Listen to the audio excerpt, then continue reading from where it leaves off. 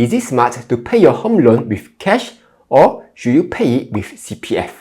On one hand, paying your home loan with cash lets you keep your CPF money to enjoy up to 3.5% guaranteed interest, and you get to avoid the dreaded accrued interest. On the other hand, paying with CPF lets you use your cash on other stuff like investing, paying for expenses, and buying Labubus. Please don't spend your money on Labubus, yeah? That's why in this video, we'll be going through the pros and cons of each method and which you should go for. But before I start, do join my 10,000 members Telegram chat group to discuss or ask any questions that you might have. First up, let's start with the benefits of paying your home loan with cash. The biggest benefit is, of course, you get to avoid something called the CPF accrued interest.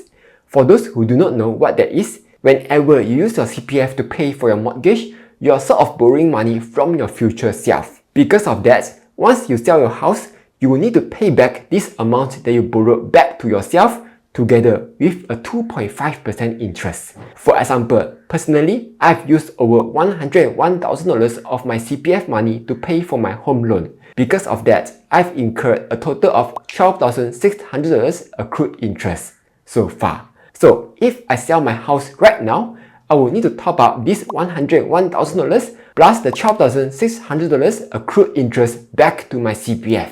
But isn't my CPF money my money? Why I need to return my money back to myself? On a more serious note, the reason accrued interest exists is because the whole purpose of CPF is to ensure that Singaporeans are able to set aside sufficient funds for their retirement. But if you had used their money to pay for housing, you won't be able to earn that 2.5% interest from CPF OA. So, accrued interest is just a way for the governments to make us save up for our own retirement. For most people, the accrued interest isn't that big of a deal because in the end, whatever money in your CPF is still your money and you'll still be able to withdraw the money after you have achieved FRS at 55 years old. But then, for some people, this may cause potential issues, especially if they can't meet the FRS and they plan to downgrade to a cheaper property to extract the cash value later on. For example, let's say you bought a HDB at $500,000. After 20 years, you incur an accrued interest of $200,000 and you only manage to sell the property at $700,000. In that case, all the sales proceeds will have to be topped up back to CPF and you won't get to receive anything in cash. If you aren't able to meet the FRS, you will only be able to withdraw a portion of your CPF savings. Thankfully, there are a few ways around this. First, you can pledge your property and withdraw your CPF savings down to the basic retirement sum. Though, just take note that this will lower your future monthly payouts and you could end up in a worse situation. Second, you can use the Silver Housing Bonus Scheme to downgrade your property to a 3-room HDB. This will allow you to receive up to $30,000 cash bonus when you top up your proceeds into CPF RA. However, if you want to avoid this accrued interest issue altogether, one simple solution is to just make voluntary housing refunds to refund the money back to your CPF earlier. Next, the other benefit of using cash to pay for your home loan is that your CPF OA money gets to continue earning up to 3.5% interest in your OA. Yes, I know that this interest is very little, especially when you can earn more than that elsewhere. But don't underestimate this haul, because this 2.5% to 3.5% interest is guaranteed. Whereas if you are holding cash, given that interest rates are on the decline, we will see interest for high-yield savings accounts and bond yields going down soon. Not just that, your CPF money will provide a solid foundation that you will need in your investing journey. And given enough time, even a guaranteed 2.5% to 3.5% interest compounded can go a long way. Plus, if you ever touch wood lose your income, you'll still be able to tap into your CPF OA to pay for your housing loan. Otherwise, if you are feeling brave, there's always the option of investing your CPF OA money to try and earn a higher potential return. Quick pause. If you are looking for the cheapest broker to start your investing journey, check out Interactive Brokers. It has the lowest fees for stocks, ETFs, options, and more. Not just that, Interactive Brokers lets you easily research stocks. Like, you want to check out companies' financials? Here it is. You want to check out analyst ratings? Here's a bunch of them.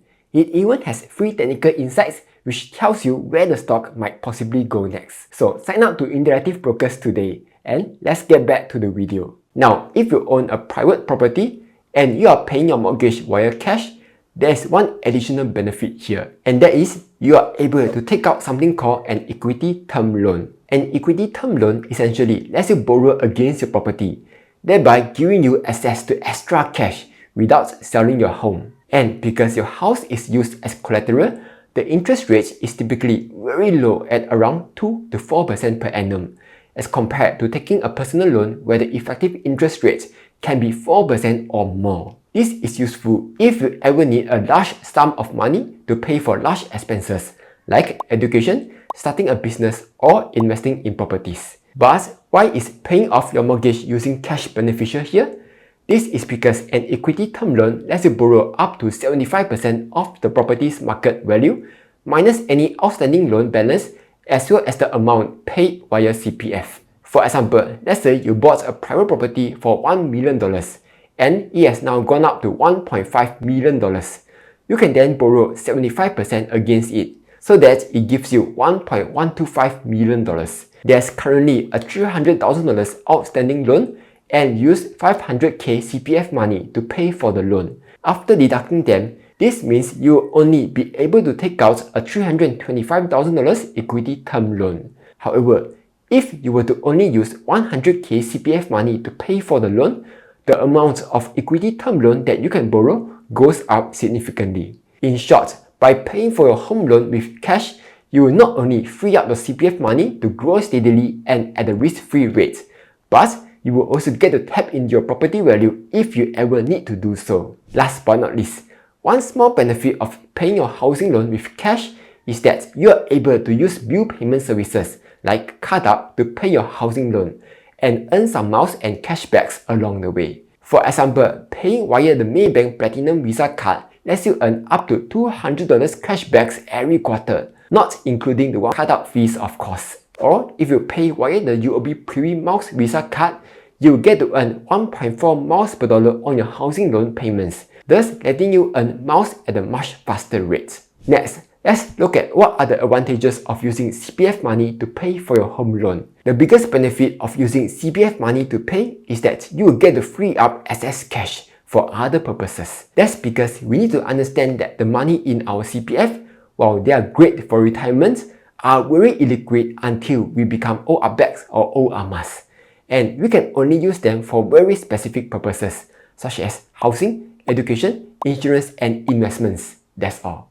Oh yeah, and earning that 2.5 to 3.5% interest. Meanwhile, we can use our cash to pay for many other things, such as your monthly necessities, paying off high interest debts, building up your emergency fund, saving up for your other life goals, and so on. Not just that, some people are also more comfortable with investing their cash in equities to potentially get higher returns as compared to investing their CPF money. If done right, these investment returns can easily beat the interest rates that you are paying on your home loan, while allowing you to make a voluntary housing refund back to your CPF to earn higher interest. Plus, you can also top up cash to your CPF SA and MA to enjoy tax relief benefits. But then, we can also invest with our CPF OA ma.